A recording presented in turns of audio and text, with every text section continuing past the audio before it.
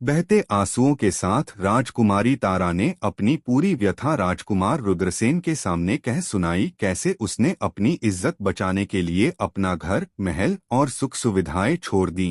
कैसे वह नौकरानियों की तरह रही और तमाम ताने, अपमान और यातनाएं सहती रही। यह सब सुनकर राजकुमार रुद्रसेन हैरान रह गया कि इतनी नाजुक सी राजकुमारी ने इतना कुछ अकेले सह लिया और फिर भी कभी शिकायत नहीं की। जब उसे पता चला कि वह तारा ही थी जो उसकी जीवन संगिनी बनकर उसके सामने खड़ी थी, तो उसका सीना गर्व से भर गया। उसने तारा से कहा, प्रिय, जो हुआ उसे मैं बदल नहीं सकता, लेकिन मैं वादा करता हूँ कि अब तुम्हें हर वो खुशी दूंगा जिसकी तुम हकदार हो। मुझे तुम जैसी पत्नी पाने पर गर्व है। और तुम शर्मिंदा क्यों हो रही हो?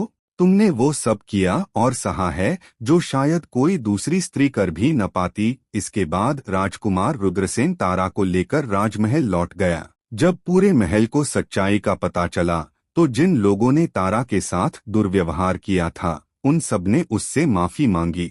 यहाँ तक कि राजा वीरवर्मा ने भी तारा से हाथ जोड़कर माफी मांगी और कहा, बेटी, मुझे क्षमा कर दो, अनजाने में ही सही, लेकिन मैंने तुम पर बहुत जुल्म किए। तारा ने विनम्रता से जवाब दिया, पिताजी, इसमें आपकी कोई गलती नहीं है।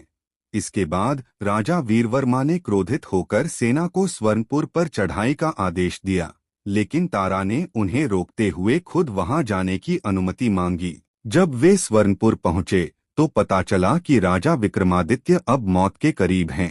तारा को देखते ही विक्रमादित्य उसके चरणों में गिर पड़े और रोते हुए माफी मांगी। तारा की आंखें नम हो गईं और तभी विक्रमादित्य के प्राण निकल गए। तारा ने उनका अंतिम संस्कार किया और कहा, शायद उनके प्राण मुझसे माफी मांगने के लिए ही रुके हुए थे। इसके बाद वह रुद्रसेन के साथ वापस लौट आई और शांति से जीवन व्यतीत करने लगी। फिर कभी उसके जीवन में दुख नहीं आया। प्यारे दर्शकों, आपको कैसी कहानियां पसंद हैं, या फिर आप भी मुझे कहानियां भेज सकते हैं जिसके साथ आपकी यादें जुड़ी हैं। मैं उन्हें बेहतर रूप देने की कोशिश करूंगा। अगर आपको मेरी कहानियां पसंद आती हैं तो लाइक करें, शेयर करें और कमेंट करके अपनी राय जरूर बताएं। धन्यवाद।